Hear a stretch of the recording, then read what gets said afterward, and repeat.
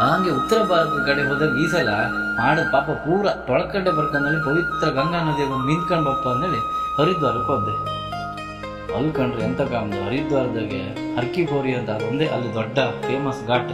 ಹರಿದ್ವಾರ ತುಂಬ ಘಾಟೆ ಇರ್ತದೆ, ಬಟ್ ಇದೊಂದು ಭಾಳ ಫೇಮಸ್ ಆಯ್ತಾ.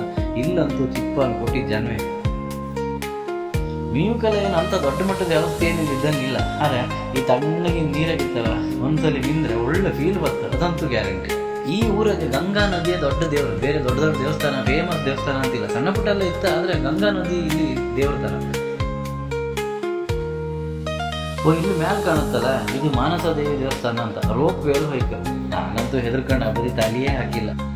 ಇದನ್ನೆಲ್ಲ ಕಂಡ್ರೆ ಅಲ್ಲ ಒಂದ್ಸಲ ಎಂಥದೇ ಕಷ್ಟ ಇರಲಿ ಈ ಜಾಗಕ್ಕೆ ಒಂದ್ಸಲ ಹೋಗಿ ಬನ್ನಿ.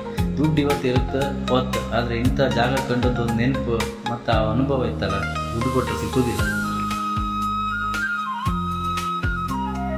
ಇಷ್ಟೆಲ್ಲ ಆಯ್ತಲ್ಲ, ಈಗ ಈ ವಿಡಿಯೋ ಮುಗಿಸೋ ಟೈಮ್ ಬಂತ, ಇಲ್ಲಿ ಮುಗಿಸ್ತೆ.